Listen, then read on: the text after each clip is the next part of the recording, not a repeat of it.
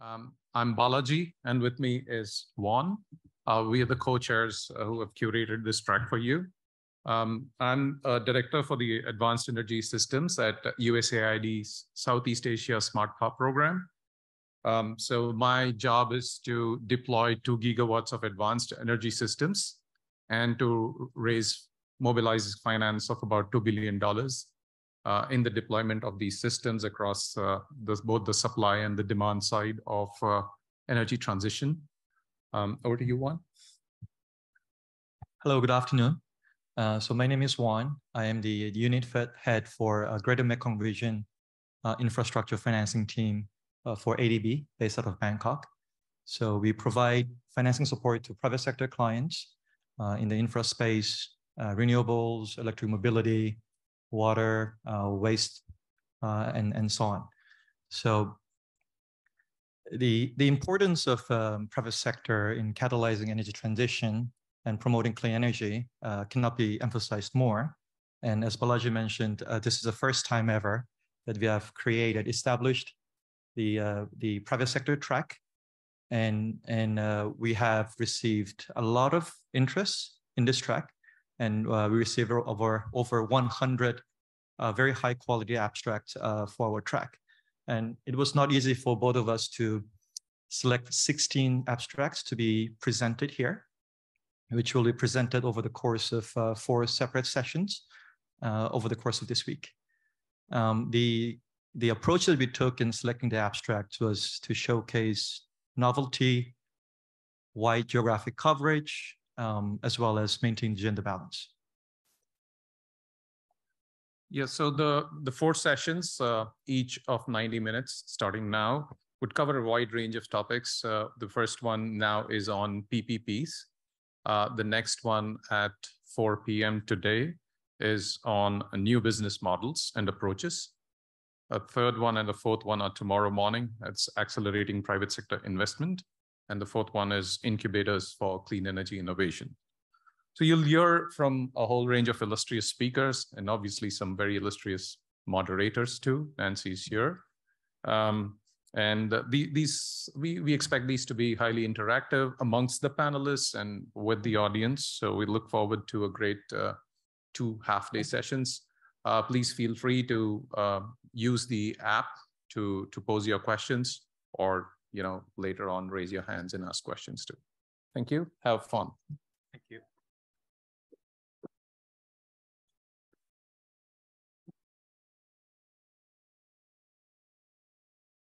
Thank you, Balaji and Wong, for the introduction.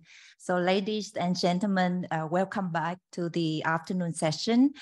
I know that it's really, really difficult to start a session after like a hearty lunch, but with the help from our esteemed speakers today, we want to make it as the liveliest post-lunch panel discussion ever. So my name is Nancy Nguyen. I work for Asia Clean Energy Partners, an international consulting firm that focusing on facilitating the deployment of clean energy in Asia and the Pacific. And I'm honored to be your moderator for this afternoon session. So welcome to the afternoon panel discussion centered around public-private partnership, or PPP.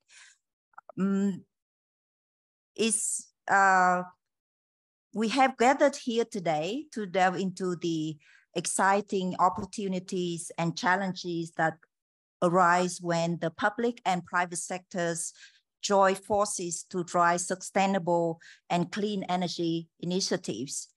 So in the face of pressing global challenges such as climate change and the need for a transition to renewable energy sources, PPP has emerged as a vital mechanism for accelerating the deployment of clean energy projects. These partnerships has leveraged the resources, expertise, and innovation from both sectors to promote sustainable development, reduce carbon emission, and create a greener future.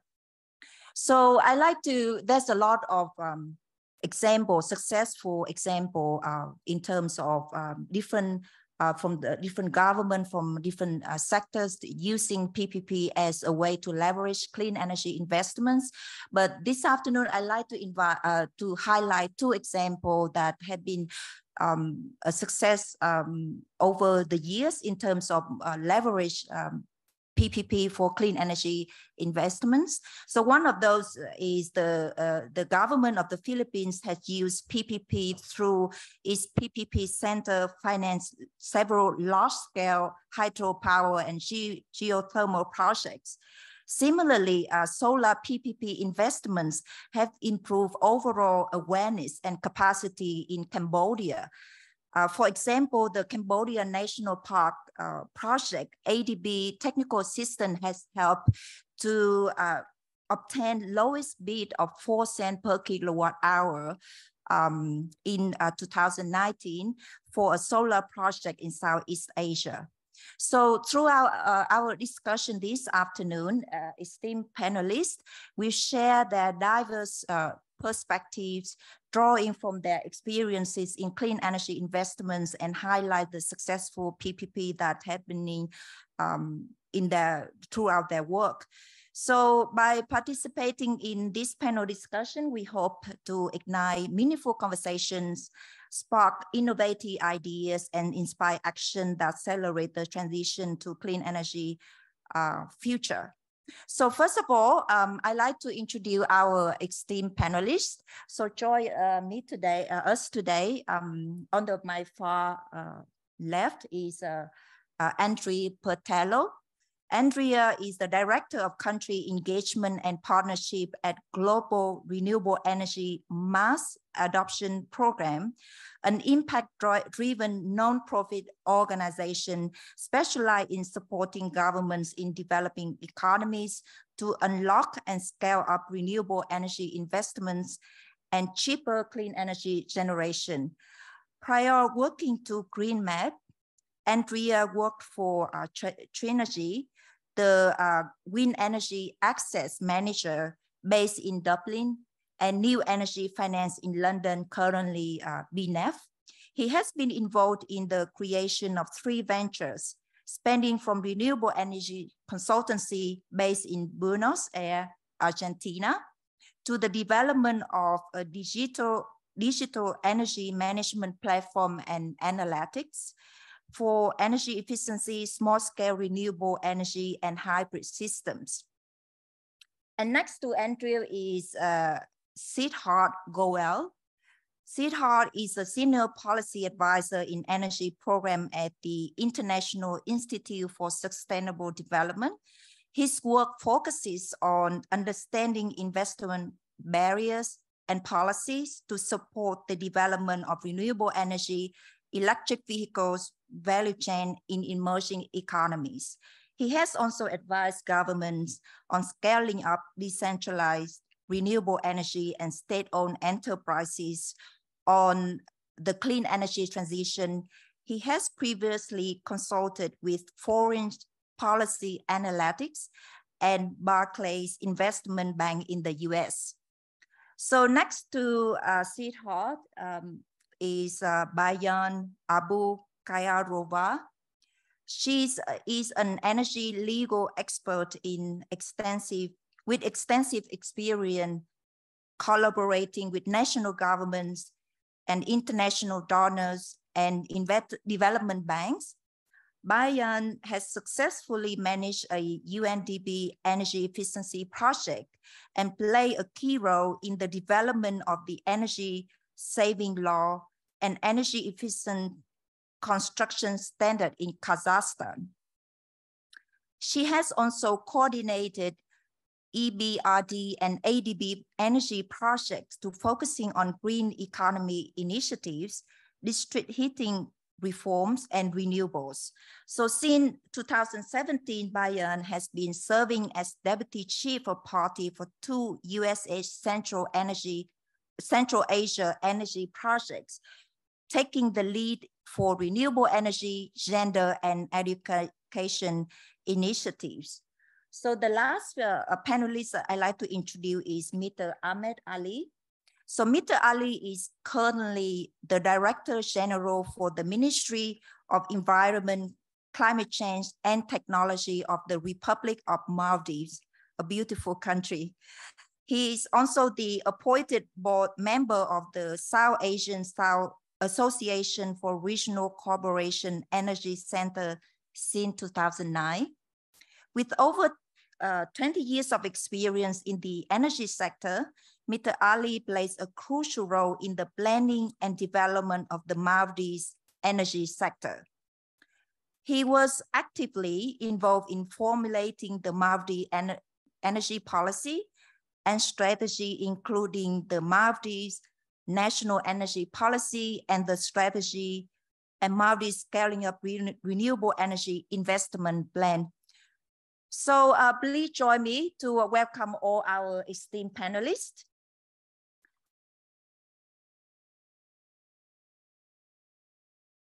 So in the next session, you would hear from our esteemed panelists about their experience and their thinking and their remarkable work in the realm of promoting using a PPP for clean energy investments.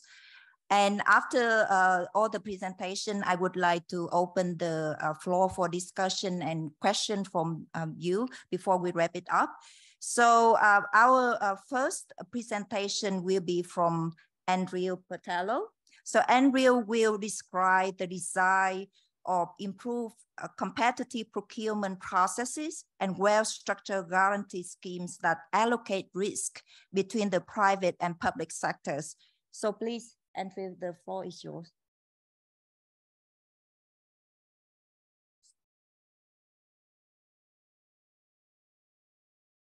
Good afternoon.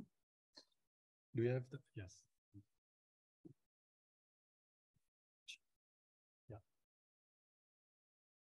So today I'm gonna tell you about a quite interesting case of renewable energy procurement that our team developed and implemented in Latin America, and how this led to the creation of iTrust, which is the International Guarantee Trust Fund for Renewable Energy Guarantee, which is a new solution we are developing basically to help governments scale up renewables at a faster pace.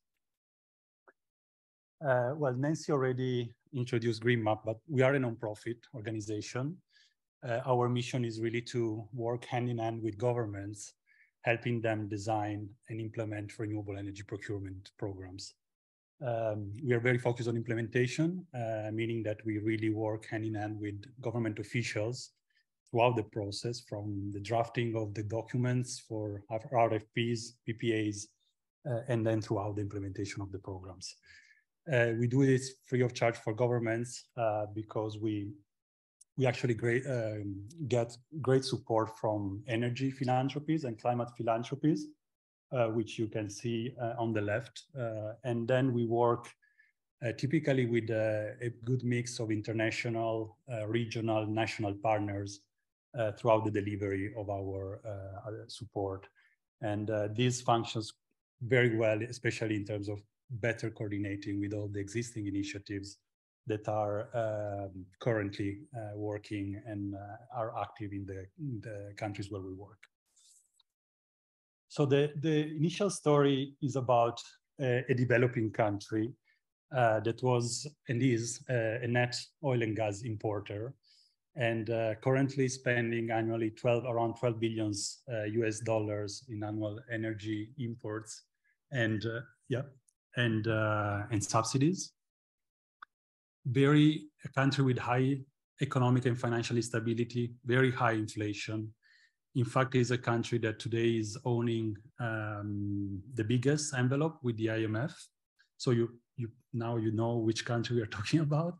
And it's also a country that is very well endowed with natural fossil oil and gas resources. So in summary, a very complex investment environment for renewables. And this country Argentina suddenly, in 3 years, when we took government, when the core team of GreenMap before creating GreenMap, we were part of the government working within the Ministry of Energy. and we started designing and implementing the Renovar program. So in less than 3 years, we were able to unlock 7 billion investments in new renewable energy finance, developing 5 gigawatts of new capacity, 150 plus projects, mainly wind and solar, but also some biomass projects as well, creating jobs, and also most importantly, today saving approximately $2 billion USD per year in terms of reduced imports of fuels in the country. Also worth to mention, the country became the third market for Vestas, the largest wind turbine manufacturer in the world in 2019, out of nowhere. And because of these results, of course, the program got quite high attention worldwide. The World Bank and the IFC were part of the program, helping us designing the iTrust that I'm gonna tell you about a little bit more. So why was this important? I mean, this was important because it was the first time in the history of the country that 20 years PPAs were financed and projects were really built in a very, as I said, in a very complex environment where rules, regulations, policies tend to change quite quickly, where governments don't work in continuity, but actually like to disrupt what previous government did, regardless if that was working or not. So in this very difficult environment, the results you saw were delivered. And I think, you know, we need these kind of cases. We need to see these kind of cases more and more throughout the globe to really catch with the targets in terms of emission reductions that we need to deliver. Government are in charge in setting the rules of the game, but the question is really how we do things faster and at larger scale, at least 3 times faster and 3 times larger. In this context, I'm telling you a little bit more about the International Guarantee Trust Fund that we are designing. A key implementer, a key driver in Argentina for the success of the program was called the FODER, was a national trust fund for providing basically two guarantees. So it was a program embedded guarantee fund that was providing liquidity, protection, and early termination guarantee to all IPPs awarded in the procurement scheme.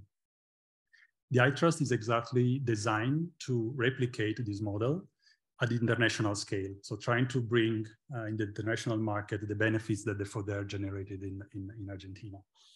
It is designed as a channel really for MDBs, philanthropic investments, and other public and private sector investments to really fund guarantees at program level and on a non-profit basis.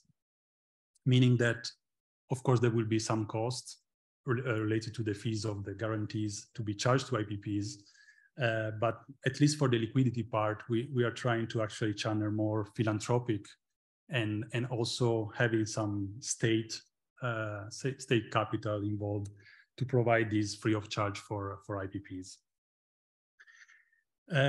As I said, similarly to the FODER, the iTrust will provide 2 guarantees, one liquidity guarantee, basically backstopping the obligation of the off-taker to pay monthly the energy generation, and an early termination payment guarantee covering typical country risks, policy, regulatory risks, and financial risks. So in Argentina, the key risks to be mitigated at the time were, change of key policies potentially affecting cash flows of renewable energy projects, was local currency inconvertibility, hard currency intransferability, which were 2 big issues given the history of the country. And thanks to the support of the World Bank, we were able to design a guarantee package which was really ad hoc for the country. So the goal that the iTrust is addressing are, as I said, one, to move from project-based approaches to a more programmatic approaches. This is just for scaling faster, right? And really helping governments using these tools. It is designed specifically for renewables. And it's also designed keeping in mind, and this is quite a crucial point, and it's not just depending on the design of the tool itself, but also on negotiating and helping the government negotiating with international financial institutions. But these guarantees should be ideally accounted for liability as contingent liabilities instead of waiting on the public debt as loans, right? So these products are typically rarely called. So is a mix of cash and commitments of putting cash into the facilities if triggering events will occur. So as you can imagine, is not just cash or loans used to develop projects, right? A first interesting result that we estimated can be generated by the iTrust or applying similar tools as the iTrust is the leverage effect. So we estimated that the cost of financing the facility, the guarantee facilities, will be able to trigger 20 times at least the investment amount in terms of renewable energy investment in the target countries. The second result, and this is quite interesting, also based on real analysis and real data, is the result in decreasing the electricity cost for the people, right? So, and this is of course translating to the electricity prices. So we estimated then for each 100 megawatt of new renewable energy capacity installed, this is taken as a solar project, taken in as a reference.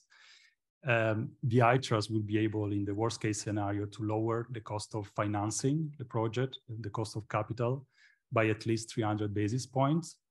And this, of course, has a direct consequence in decreasing the, as I said, electricity price. This, in average, generates a $3 million USD savings for the consumers per year, which if you translate it in a 20-year PPA, you get pretty much to the level of the same amount of the investment needed for building the project, which is quite remarkable. I think that's it. Here are some material if you want to have more information. That's it. Thank you.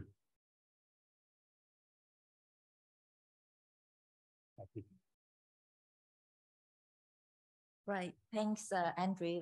Certainly the concept of iTrust is very interesting, and I'm sure that our audience also going to have a lot of questions about that as well. So just a reminder that you can use the app to start your questions. From our experience, because we have so many ideas and a lot of interesting things, and we have many panelists, speakers, so it tends that it's likely that in the end people will forget about the first presentation. So I would like to remind you all to start putting your question in the app.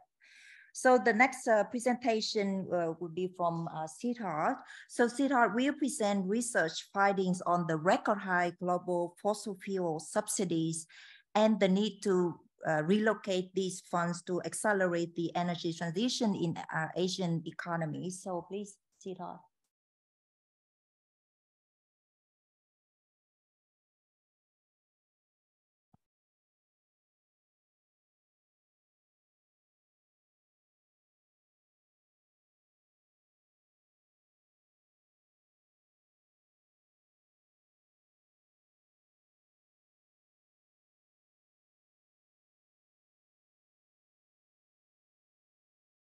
Good afternoon, everyone.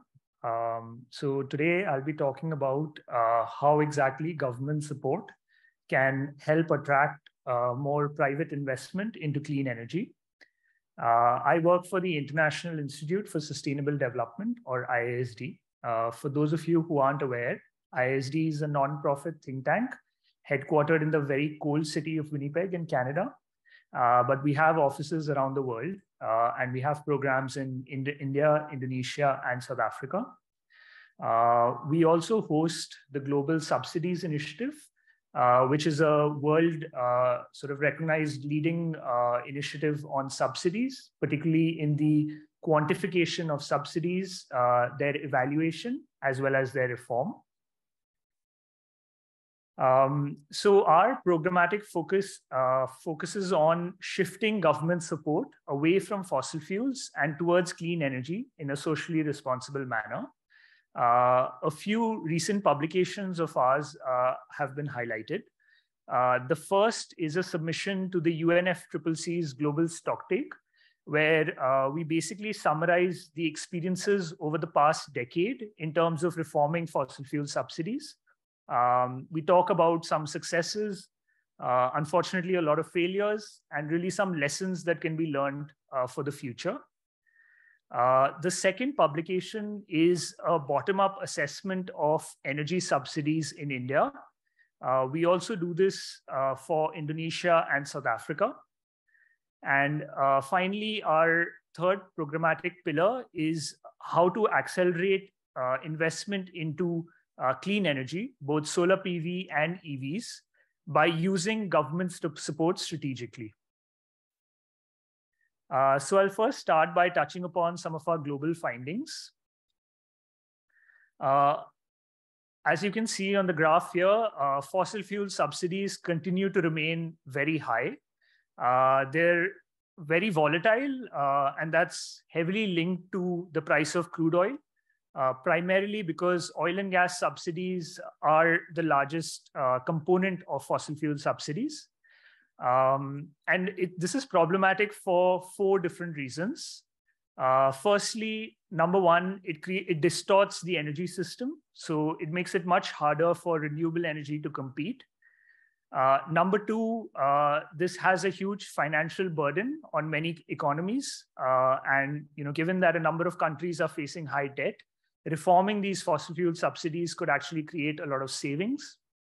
Number three, they can be regressive. So higher income households can capture a lot of the benefits of these subsidies. So they typically don't reach the households that need them the most.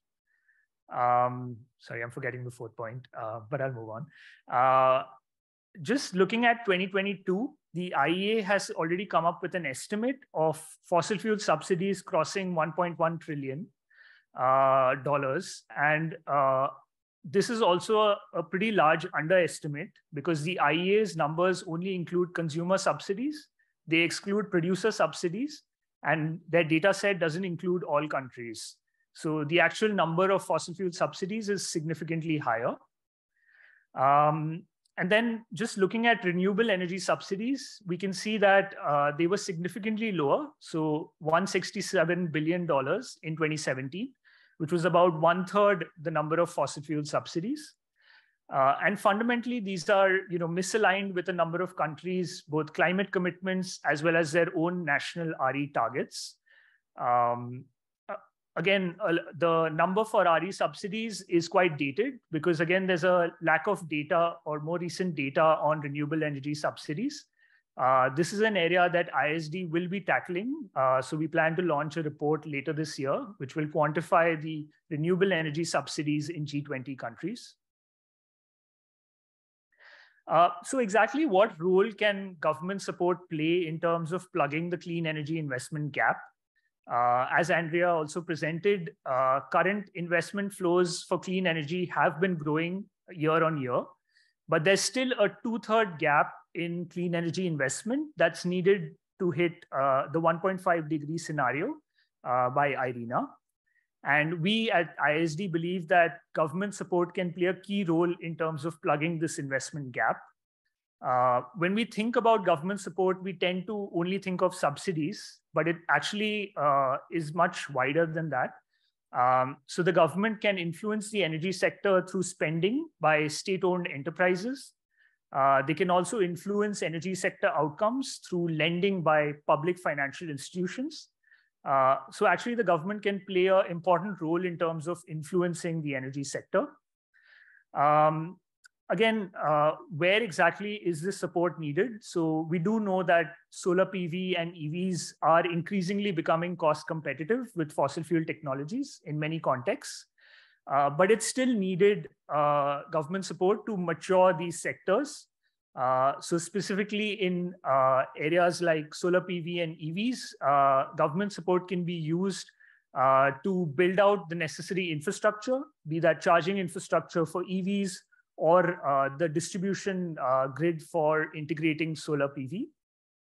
And secondly, it can help bring down the cost of emerging technologies. So for example, battery storage, offshore wind, and green hydrogen.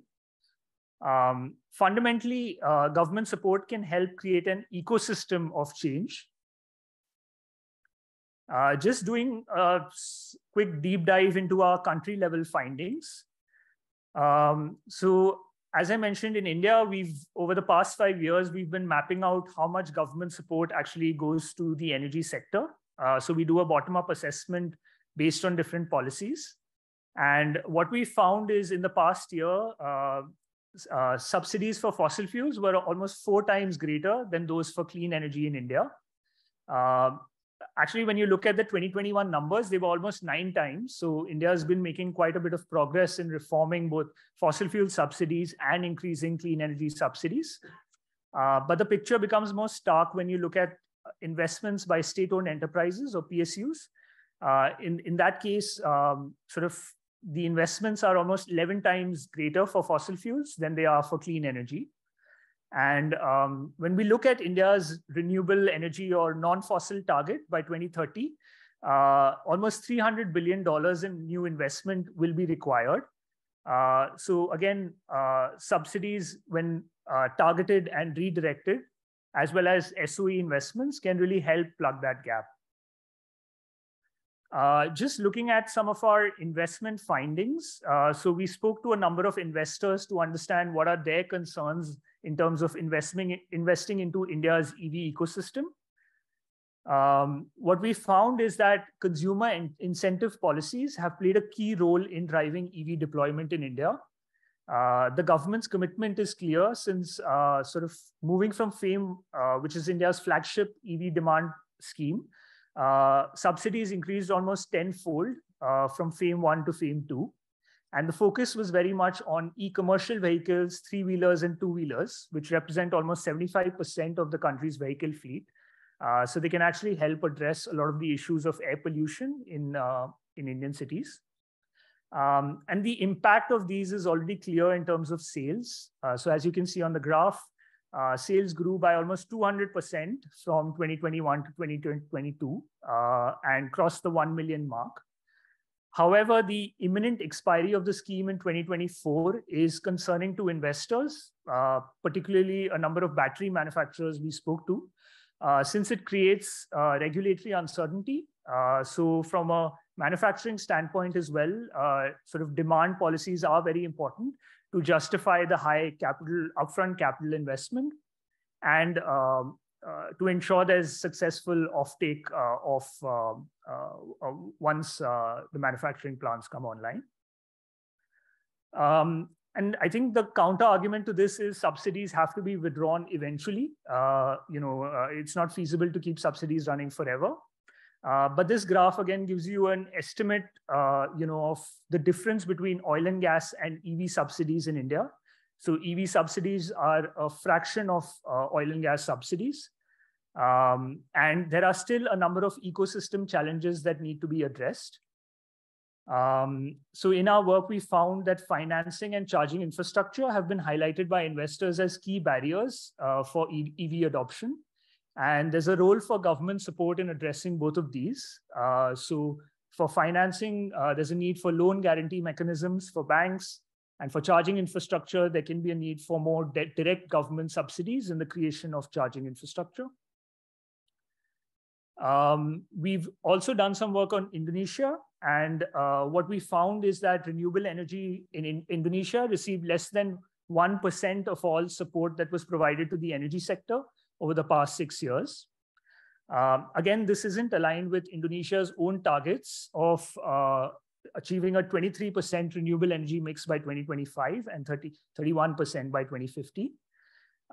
Given the investment needs that are needed in Indonesia to achieve these targets, reform of these fossil fuel subsidies through better targeting can actually unlock a huge amount of resources which can be reinvested in RE deployment. There's been obviously a lot of talk of JETP agreements, and while the global community does have a a commitment to or does need to play an active role in terms of financing sort of RE. It's important to also mobilize domestic capital. So some of our work at ISD has found that fossil fuel subsidy reform and strategic taxation could actually raise up to $11.5 billion annually, which could support clean energy investments in areas like smart grids, incentivizing an energy efficiency market, and financing energy access initiatives. So just in terms of our final recommendations, firstly, there's a need for each government to adhere to their reporting requirements on fossil fuel subsidies under the SDG indicators. So far, only 5 countries have shared their data on fossil fuel subsidies until end of 2022. The second important recommendation is the removal of language such as inefficient subsidies from international agreements, like under the G7 and G20. This provides a loophole which can, allow countries to actually get away with it without actually reforming their subsidies. Instead of using this term, having very clearly defined areas where subsidies are needed in terms of electricity or clean cooking can be highlighted, and other subsidies can be reformed. Second, I think it's important to highlight that subsidy reform needs to be done in a socially responsible manner. So it must be done gradually and while protecting socially vulnerable groups. We've come across enough examples, of sort of poorly designed or poorly implemented subsidy reform, which was either rolled back or led to protests. So it's important to highlight that, this is the political aspect of this is equally important. And then finally, there's a need to use government support strategically to really catalyze private sector investment. So both fiscal and non-fiscal support measures can help in lowering prices of emerging technologies, and support can help to accelerate the maturity of existing key technologies.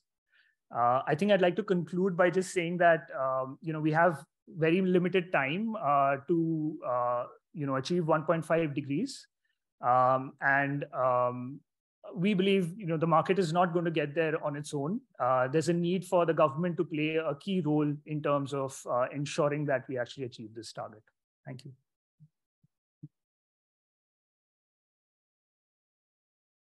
Thank you, Siddharth, for the presentation. And one of the things that caught me from the presentation from Siddharth is the significance of increased transparency of energy support measure from the government. And through the conversation with the private sector, that we often hear that the reason why the private sector hesitate in putting more money or more investment in clean energy because they don't have enough information or lack of clarity from the government side in terms of the long-term energy support measures. So the next presentation would be from Bayan Abu Kaya Roba. So Bayan gonna describe the challenges faced by the Central Asian countries in attracting private sector for the clean energy sector.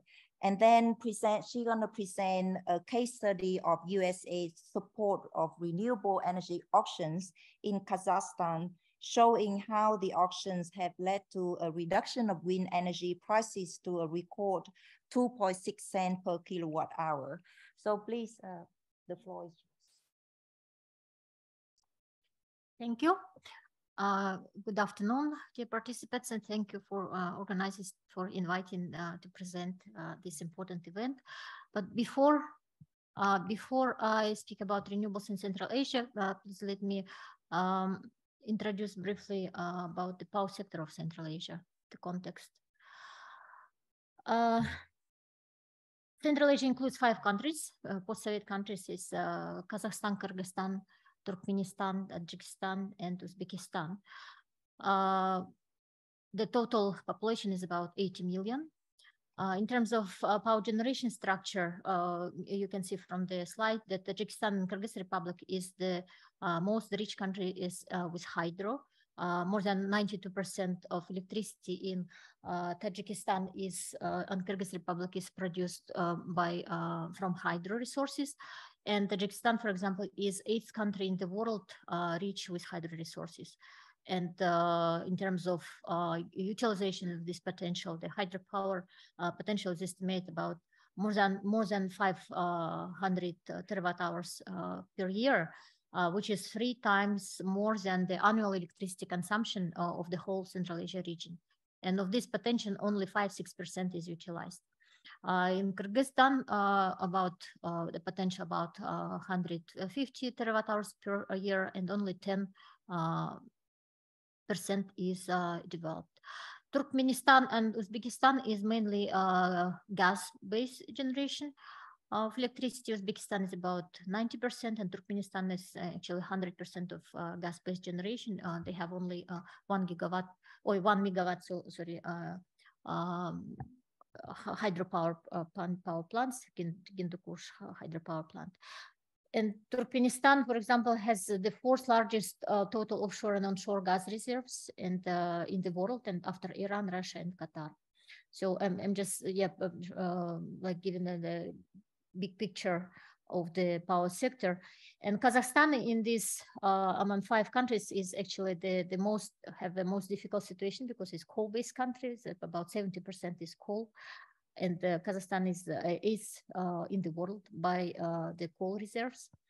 And in Kazakhstan, about 20% generated by hydro.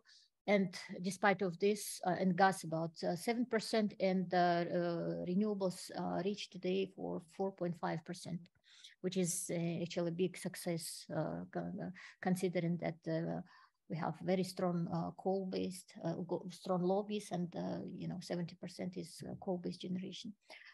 In addition to this, we inherited like post-Soviet problems of the whole power sector. It is old energy assets. Depreciation is some cases reached to 70%. High level of electricity losses in networks, up to 17–20% in some cases. Low energy efficiency and high carbon intensity, and low level of electricity tariffs. As you can see, there are a lot of investment is required to power sector, to modernization, to construction of new facilities, but the level of tariffs does not allow the full. I mean, in our countries, the tariffs plays the social role, and if you increase tariffs, then you lose your chair. in simple words, but at the same time, a lot of investors. Our Central Asia energy sector attracts a lot of investors as well. Considering this situation, Central Asia countries, they establish quite ambitious targets. For example, the Kazakhstan wants to reach with its total power generation is about 24, not power generation, the capacity of generating facilities is about 24 gigawatts. The country wants to reach 15% of renewables by 2030, in terms of generation, and carbon neutrality by 2060, and 50% of alternative renewable energy and renewable energy by 2050. As you can see, it's very ambitious targets.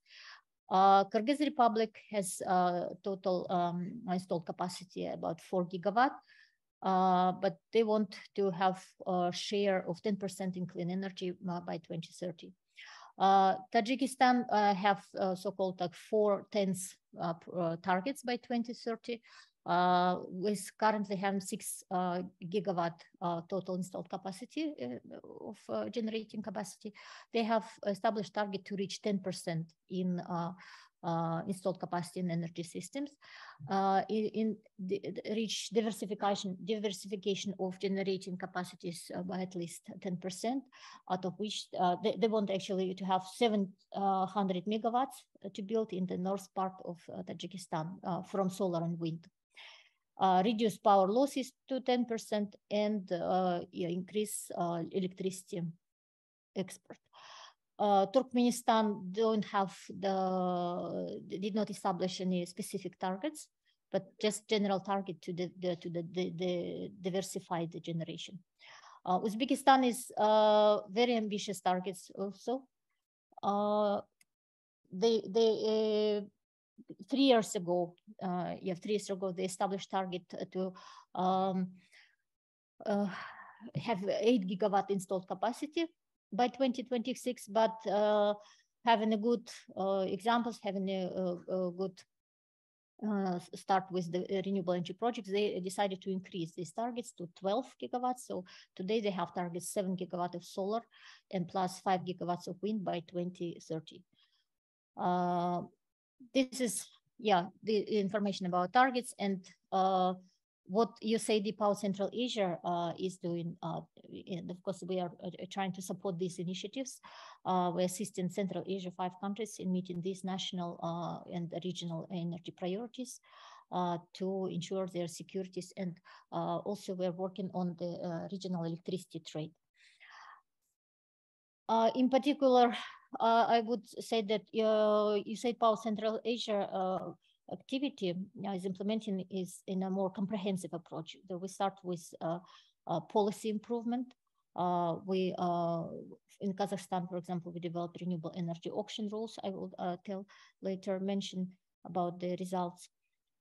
In both countries, in Uzbekistan and Kazakhstan, we developed renewable energy auctions and closely cooperated. Actually, in all countries, we closely cooperate with all ministries, with system operators, with developers, and we're creating the platform for discussion, for facilitating discussion to find like more efficient solutions for development of renewable energy in those contexts of our countries we have in the conditions. A huge separate work is on PPA bankability issues and on single off-taker credit worthiness or single buyer of electricity. These two PPA bankability and credit worthiness of single buyer is a key elements for successful implementation of projects. And we have a lot of problems on that, especially on bankable PPA to introduce in our country. It's not an easy task considering the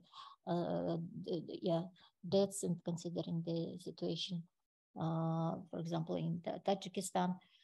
However, despite all these factors, we closely cooperate with banks, with ADB, with EBRD, and improvement the policy, and with World Bank, and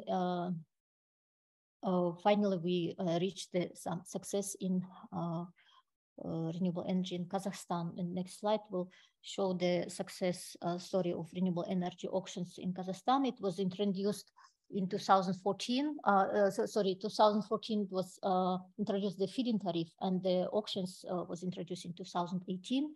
And with USAID, we've seen starting since that time, 2018, we are implementing auctions, and I must tell that it is evolving process. Every year we change the rules, not radically, but we improve the rules. And the result of the auctions shows that the purpose was like, first of all, to reach the lowest price, and we reached this lowest price. For example, you see in 2018, the starting ceiling price for auctions on wind was about 6.6 US cents, and for solar, US 10 cents. 10 US cents, and the minimum price we achieved in latest auctions in 2022 was 2.7 cents. It was a wind project, a 100 megawatt wind project. We developed this platform, developed the rules, had a lot of discussions and many rounds of discussions, and we have a lot of arguments with the government, with the single buyer, with the system operator. And finally, we have this platform working, and we developed this platform. And today, this tool is government of Kazakhstan is using for introduction of maneuverable capacity auctions. As you know, with increased level of renewable energy penetration, there is a lot of problems with the power network stability. And in this regard, for example, with those gigawatts the government are planning of Uzbekistan and Kazakhstan, we need to think a lot about the stability of the power system. And in this regard, renewable energy, in the integration studies and the battery storage and maneuverable capacity are very important. And yeah, this graphic shows the increase of in numbers of capacity. So if we in 2015 we had only 45 projects, but today we have 130 projects implemented for 2.4 gigawatts in total. Uzbekistan is fast-growing renewable energy market. As I said, they introduced a new law in renewable energy law in 2019, and they developed the PPP law. And the government of Uzbekistan initiated power sector reforms, unbundling of utilities, and all these initiatives were made to enable competition and increase the private investment. Comparing, for example, to Kazakhstan, Uzbekistan has closely to PPA. Uzbekistan's PPA is closer to international standards. They have 25-year PPA, take or pay, international arbitration, tariff 100% denomination. These good conditions we don't have in Kazakhstan. But at the same time, both countries are having success with different approaches. They haven't, at the same time, have a competitiveness and they're receiving competitive prices. With, for example, in Uzbekistan, with sovereign guarantee, with investment guarantee, with government support agreements, Uzbekistan reached 2.6 cents for wind project, while Kazakhstan without sovereign guarantee, they reach also a similar price. So my point is just we need to accurately design the policy to be adaptive to countries' need. However, problems are still exist in terms of Kyrgyz Republic and Tajikistan. They are at the very beginning, but despite they don't have policy in place, we are working on that now only sort of at the beginning of the initial stage. But they already have memorandum signed with big companies such as Masdar, Aqua Power, Total. For example, Kyrgyz Republic signed memorandums and planning to implement about 2.5 gigawatts of solar projects in Issyk region all. But our technical team conducted analysis of the capacity of the grid to accept, and only 400 times, sorry. Yeah, but okay, the key challenges, so those challenges exist, and I will not list them. The most challenge is critical challenge for our country now is integrating intermittent renewables. It's the most among all the challenges I would stress, and of course in Tajikistan and Kyrgyz Republic some policy recommendations. So I'm sorry if I took more time, but if you have questions we can discuss later. Thank you.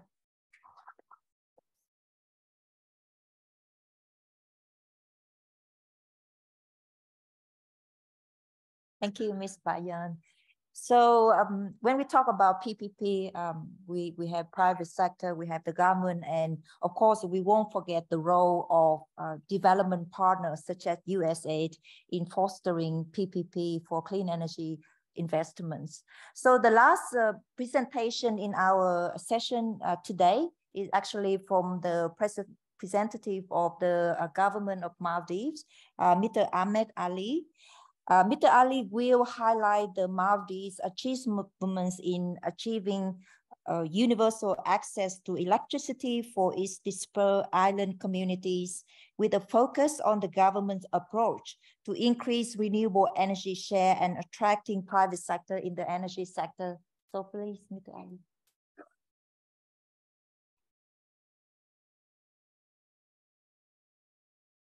Good afternoon. I'm Ahmed Ali. I'm working as the Director General at the Ministry of Environment, Climate Change and Technology of the Republic of Maldives. Today, I'm going to talk about a reduced dependency on fossil fuel, increased sustainability and affordability in the Maldives, scaling up renewable energy share and private sector investments. You know that Maldives is a very small island nation. we have roughly around 1,200 small islands, and we have 20 administrative atolls, 187 inhabited islands. Each of these islands have its own diesel generation and also distribution system. Again, we have 160 tourist resorts. Again, these resorts are self-sustained. That means they have their own power generation and distribution systems in those resorts as well. The size of the islands are very small, just 0.5 to 2 square kilometer. And the power demand on those islands are also very, very less. The total population, entire population of the country is 400,000. If we look at the power energy demand of the country, we are currently almost entirely depending on imported fossil fuel. 80% of the fuel import is diesel. Out of this 80%, 60% is consumed for power generation, and rest 30 to 40% is for the transportation and other sectors. If we look at the installed capacity, we have roughly around 600 megawatt of installed capacity. Total of around 53 megawatt of renewable energy is currently installed in the country. The figure given there is a mistake, a typo. And if we look at the power consumption in the resorts, it is around 210 megawatt in 160 tourist resorts. And out of 187 inhabited islands, we have 309, and then rest on the commercial islands, 20 megawatt. The demands are very, very, very low in our country, our islands. As I mentioned earlier, we have around 160 tourist resorts, but again, each island have its own power generation distribution systems. The power distribution systems of these islands are properly designed and properly sized. But in inhabited islands, we have different sizes of installed capacities, and also the power cables are of varying sizes and are not properly designed. As a result, we have huge power loss on those islands. This is how the renewable energy sector grown in the past. We started around 2008, and today we have 53.3 megawatt of solar capacity installed in the country. We are implementing these projects with the support from international donors, mostly multilateral development banks, ADB and World Bank and Asian Investment Bank, and other partners. In addition to the targets that we have, for the renewable energy sector, recently we have come up with a new target of achieving net zero emissions, net zero carbon emissions by 2030.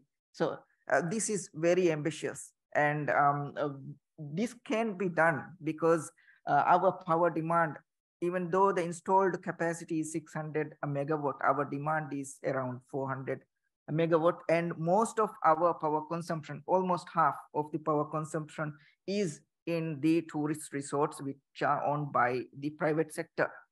So we are targeting these technologies, solar PV and other renewable energy sources, wind and ocean energies, because 99% of our country is ocean.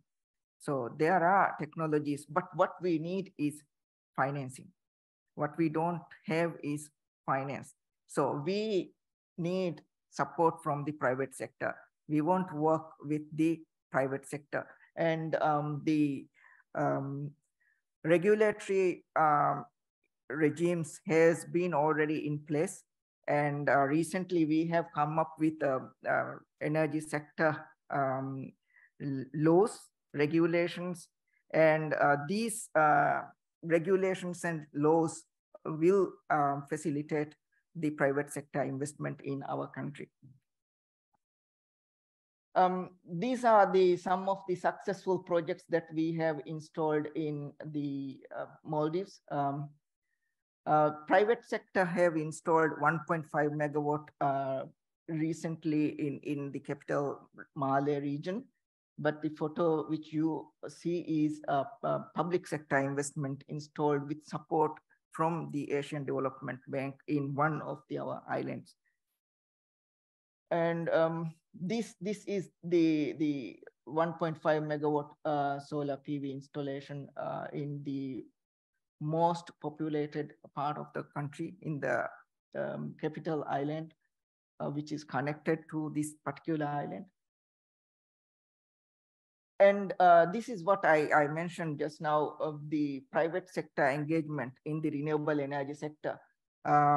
This is one of the tourist resorts where you can see the rooftop installations and also floating solar installed by one of the private sector player in the country. So that is it from my side.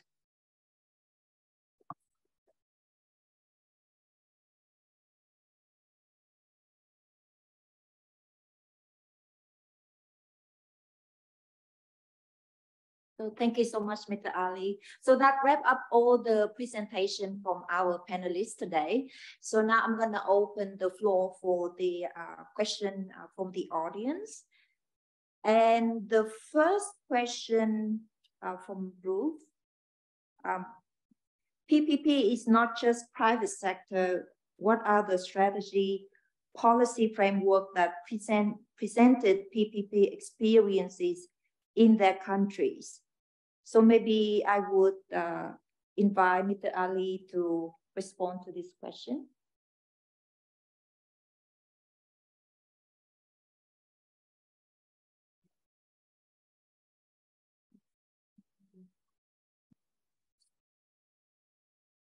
Yeah, it is strange. Yeah, I think what is needed for the PPP is the appropriate financing mechanisms and regulatory frameworks and the policy support from the government side. Governments can provide attractive, innovative financing like green bonds and loans, concessional financing to the public sector. And if we look at the regulatory aspects, we can bring net meter regulations, independent power produce, PPA models. And also, if we look at the policy aspect, we can come up with the schemes, different schemes, financing schemes for the private sector. And it is very different country to country. This will be different because it will be looked at the financial and economic aspects of the countries. And based on that, the implementation model would be very different. Some countries will implement, differently, physical implementation, and others will use different forms of support in these areas. So I think what is crucial here is the kind of partnership that it is very important to have a proper kind of partnership. And then the other would be the financial support and then the regulatory and policy supports. Thank you. Thank you, Mr. Ali. Yeah, certainly the support from the government is really important to make PPP work. The next question I think going to address to Andre with regard to the archers, Andre. So the question is what regulation and policy that enables archers so that they can provide funding? The question from Kevin Seti, if I pronounce your last name correctly. Please, Andrea. Yeah, so as I said in the introductory presentation, iTrust is designed as a channel to use available finance from MDBs, philanthropies, public and private investors. So iTrust will not have its own assets in a way. It will have to fundraise depending on the dimension of the auction that needs to be supported and in proportion of the megawatts or gigawatts that need to be procured by the government. In terms of policy needed, I guess, I mean, the key issue here is really how you best integrate this scheme with embedding the scheme within the procurement scheme of the government. And typically we see this, and we saw this in Argentina functioning very well within the auction system, right? So that was the scheme that was implemented. Yeah, 4 rounds of auctions were run in those 3 years that I showed between 2016 and 2019. And I think in terms of, it's also interesting, I think, how we saw the changes in terms of the protection provided to IPPs throughout the years. If in the first round, the liquidity guarantee needed to cover in Argentina was up to 12 months of liquidity, meaning like delays in payments from the off-taker.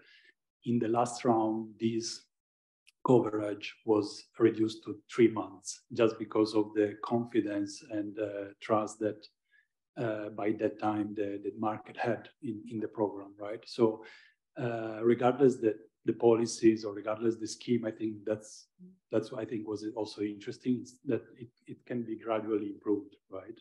And the conditions, if the program is well designed and implemented, and guarantees that probably are not even needed, by the time that you are running the 3rd or 4th auction. So that's depending, of course, of the market. Thank you, Andre. Certainly, guarantee is something that had been so very effective in terms of promoting PPP. So the next question from Michael: how do you define an efficient subsidy related to fossil fuels and renewable energy? For example, inefficient relative to the opportunity cost of foregone alternative energy investments. And I think this question, I'd like to invite Siddharth to respond to this question, please. Yeah, thank you. It's a good question. So I think just in terms of efficiency, so our understanding is that most fossil fuel subsidies, if you take into account the social and the environmental impacts, it's hard to define any of them as efficient. In some cases, they are needed, as I mentioned, when we talk about electricity, increasing access, clean cooking. Then, in those cases, there's definitely a case for subsidies.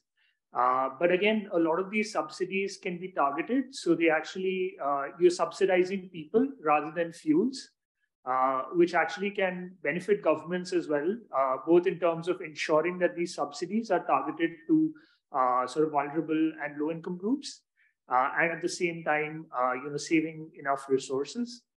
I think, and at the same time, I think, when we talk about fossil fuels, a lot of them are actually mature technologies. So they actually don't need, support. Whereas when we talk about renewable energy technologies, a lot of them are maturing. So until that market has reached maturity, government support, potentially in the form of subsidies, can actually play an important role. Right, thank you, Siddharth. So there are another question from Ted. I believe, from Joe. So the question is, what is the key guarantee from the government for a private sector to invest in clean energy, and what is the requirements from a private sector? So can I invite Ms. Bayan to comment on this question? Thank you for the question. The key guarantee from the government side, of course, every investor wants to have sovereign guarantee. But in our world, it's, banks actually need to be more sophisticated and to provide more sophisticated approaches. And from the investor side, we had a discussion with key players, let's say, in renewable energy, such as Mazda, Rakma Power, and they say, give us international arbitration, give us dollar denominated tariff, and 25-year PPA.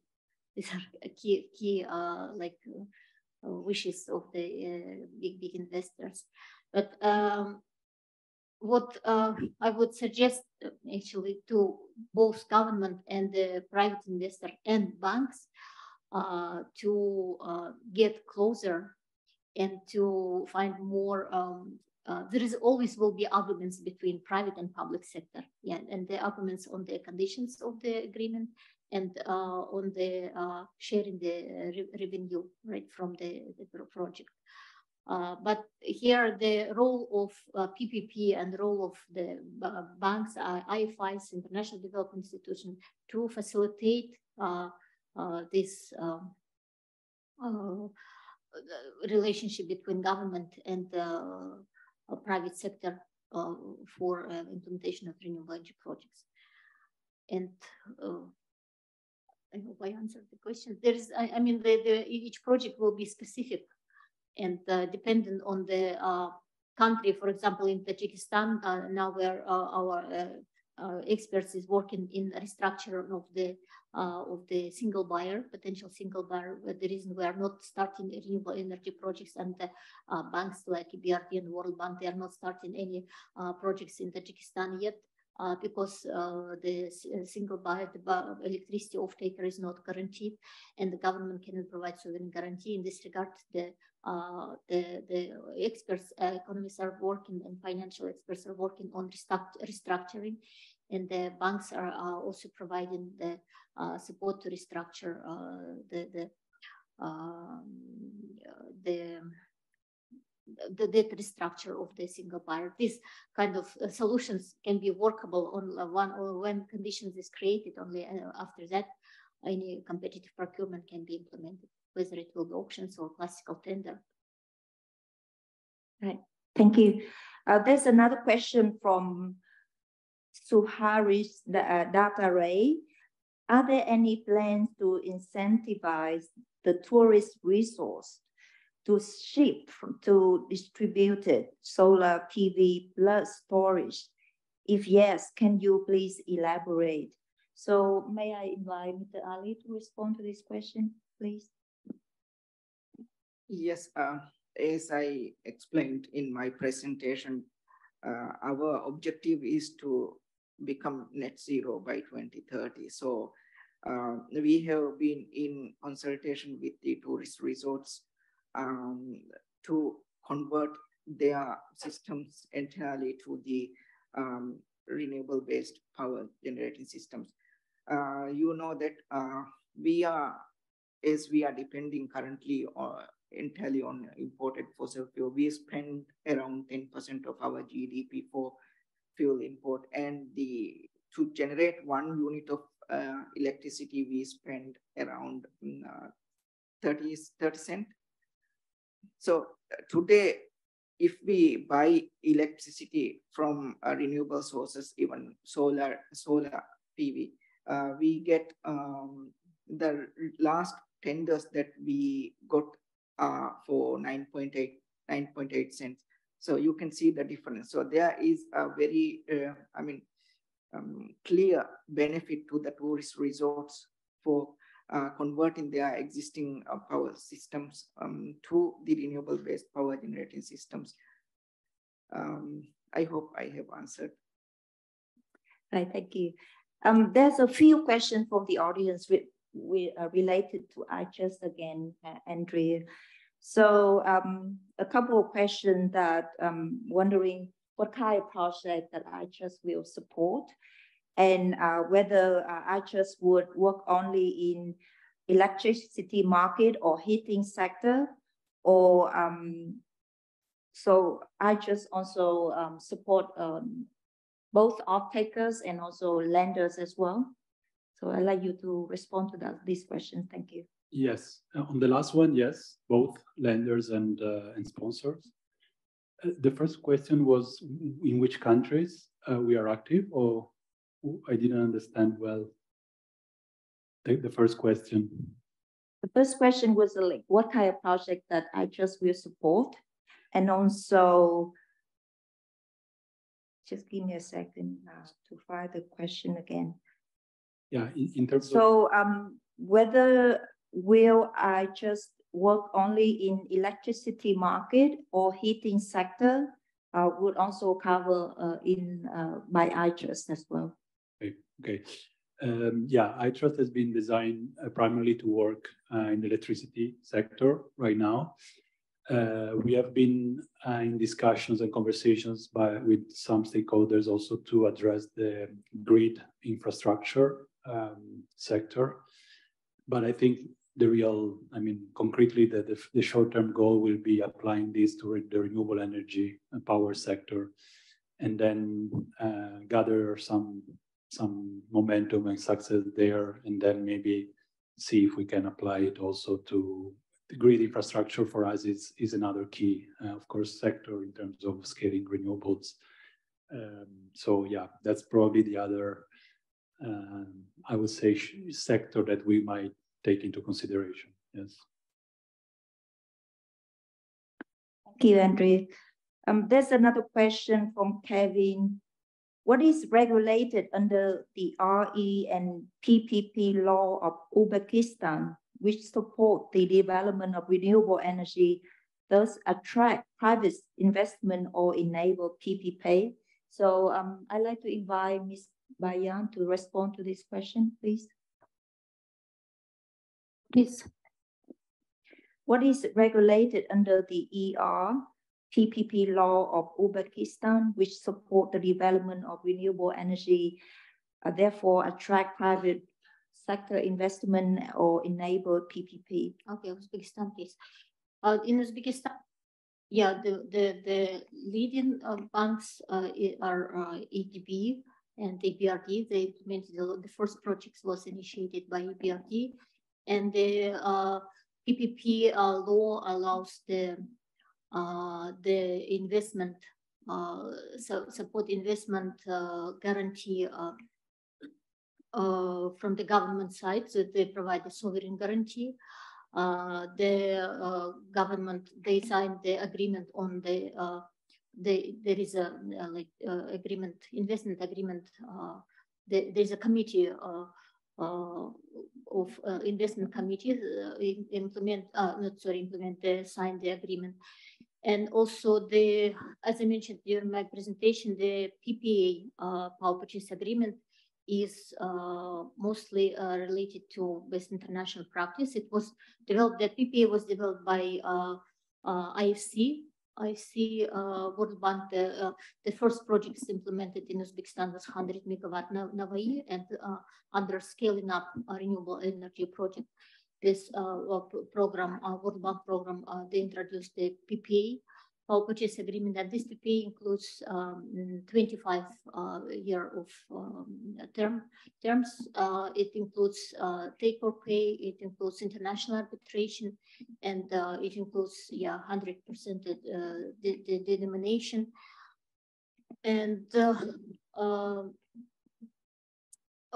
these conditions led to investors to be attraction of big investors and proposal of the lowest price. EBRD and then EDB, they organized the tender supported the preparation documentation of tenders, and Minister of Energy announced those tenders, and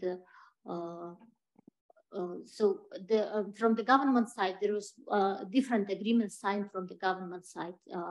This made the critical aspect, the workable solution for the projects happened in in Uzbekistan. Thank you, Bayan. So there's still more questions coming in, but I like to spend the last 10 minutes to get a quick round, final thought from our panelists before we close the session. And I'm sure that we'll continue the discussion with the panelists outside this room during lunch or breakfast and for the rest of the week as well. So I'd like to get your final thought on what is your expectation on PPP, or what you like it to happen upon your return to your work. So I'd like to start with Mr. Ali next to me. What your thought on what to see, how you see it gonna happen? Yeah, thank you. As you are aware that especially countries like Maldives, which we have lots of dispersed islands, to convert all these islands in a very short period of time to a renewable renewable would be a challenge to the government. So we will definitely would be finding the opportunities to engage private sector in developing renewable energies in the Maldives. And for that, we are willing and ready to provide whatever support that is reasonable to provide to the private sector to bring them in invest in the renewable energy. As I mentioned earlier, what is important is to provide financing to the private sector and facilitate them finding those finance, and also help them with the regulatory regimes, and also provide them the policy support which are required. And it is very important to provide them with the necessary information, that is the amount of data that they would need for developing their projects. So if we do these things, facilitate these things, I'm sure there will be more investments in the renewables energy sector of the Maldives. Even now, we are working with the World Bank and Asian Development Bank in public-private partnership PPP projects. On those projects, we are providing partial risk guarantees, and also we are providing that tariff buy-down mechanism to those who are participated in our current projects. I think we can bring this kind of supports, introduce this kind of supports, there will be more private sector participation. Thank you. Thank you, Mr. Ali. So how about you, Bayan? What are your expectations for PPP upon your return to your work?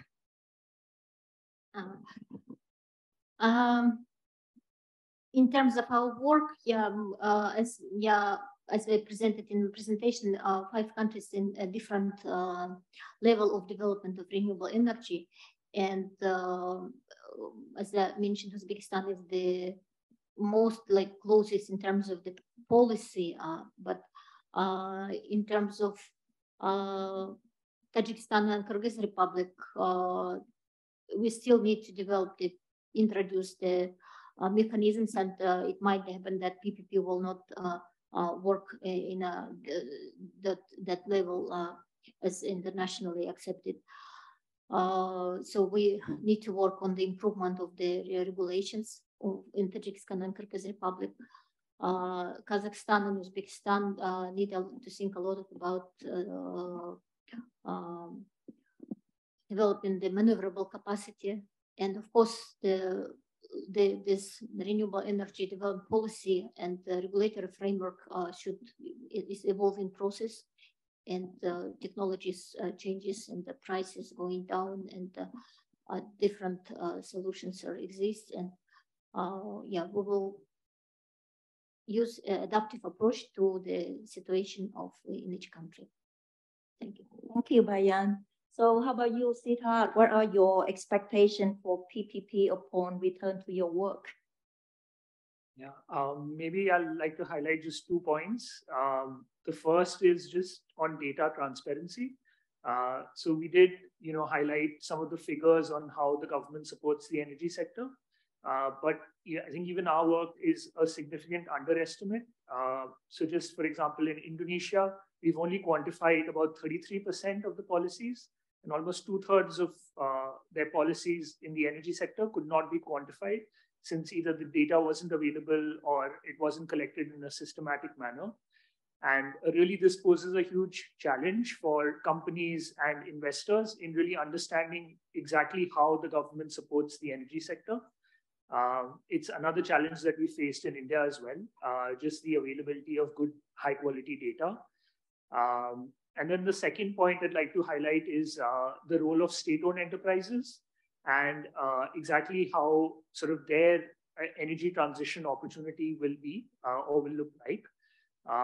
So again, we've published a report on this last year, where we talk about the need for state-owned companies to also consider, ensuring that they align their business models towards a clean energy future.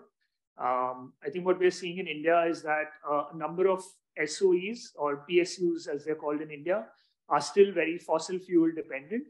But a number of private companies are, they have much greater renewable energy ambitions. And in the future, this could, have impacts both in terms of creating fossil fuel lock-in. So just creating this infrastructure then could, make it challenging for these companies to transition. And two, currently they remain highly profitable, but it's possible in the future that, when there's a diversification, then these companies could sort of face profitability challenges as well. Thank you, Siddharth. So, Andrea, well, how about you? What are your expectations for PPP upon return to your work? So I would say that regardless, the model like PPP or more typical procurement schemes, I think what it will be key is really that risk allocation is drafted in a balanced way. And this is possible. I mean, it's hard work on the government side, and but is definitely possible. It takes internal negotiations among different public entities, and external negotiations with other stakeholders. But I think that's really key in order to unlock renewables at the scale that is needed. So it's more of an expectation, it's a prayer that government will commit to this transition more and more, and just trying to not just set ambition targets, but also deliver on those targets, which I think we aren't there yet. So that's my take. Thank you, Andrea. So let's wrap up our session this afternoon. I hope that we have kept our promise to keep this session as the liveliest post-lunch panel discussion ever. So thank you so much for all our esteemed panelists for sharing your insight and experiences in PPP. Thank you, the audience, for all your questions. And I'm sure that the discussion will not stop at the session today, but it will continue throughout the week and also to the future. So although the idea of public-private partnership for clean energy investments is not novel, let's continue collaborating and approaching it from various perspectives and angles to ensure its effectiveness for both our benefit and the creation of a greater and greener and more sustainable future. We hope that this afternoon's discussion has inspired new collaborations, new ideas for driving clean energy investments forward. Once again, thank you so much for your time and expertise, and thank you.